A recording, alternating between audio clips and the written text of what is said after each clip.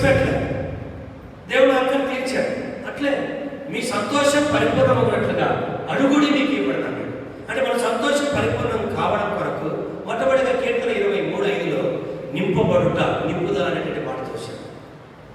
నింపుదల నింపబడినప్పుడు ఆ రాతి పనులు ఎప్పుడైతే అంచుల మటుకు నింపబడ్డాయో తీసుకుని ముంచుకొస్తున్నారు. గొప్ప సంతోషం వారిలో కలిగేటువంటి సందర్భం చూస్తాం. ఎప్పుడైతే మనం అంచుల మటుకు నింపబడతామో అప్పుడే సంతోషమైన చూస్తాం. రెండోది ఇక్కడ పట్టజాలంతా ఏమని చెప్పండి, ఇక్కడ విస్తారమైన దీవెనలు, విస్తారం అంటే నింపుదలను తీసుకురాబడుతుంది. ప్రభు నీకు నాకు ఎప్పుడైతే ఏదైతే చేయమని చెబుతున్నాడో మనం ఎప్పుడైతే చేస్తామో అప్పుడే విస్తారమైన దీవెన అనేది మన ఎదురు తీసుకురాబడుతుంది. అదే నింపుదల. ఈ మాట చుట్టూ మాట్లాడాడు రోమిల పత్రిక. ఈ ఆశీర్వాదం అనే మాట 15వ అధ్యాయము 29వ వచనం.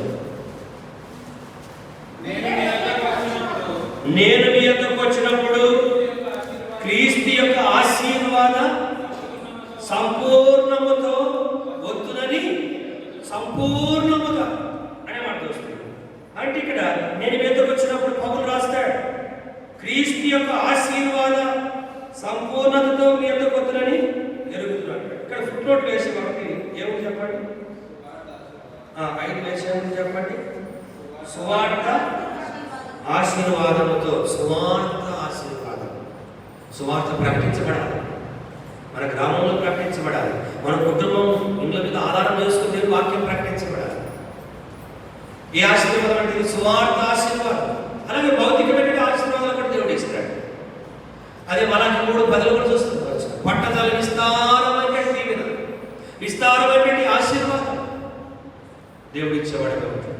అప్పుడు వాటిని చూసినప్పుడు అంటే సంతోషం కలుగుతుంది కదా భౌతికంగా, అలాగే ఆధ్యాత్మికంగా కూడా మన జీవితంలో అలాంటి సంతోషాన్ని దేవుడు అనుగ్రహించేవాడుగా ఉంటున్నాడు. ఇక్కడ మనం గమనిస్తే ప్లీజ్ సోదర సహోదరి, ఇలాంటి ఆశీర్వాదం చేత దేవుడు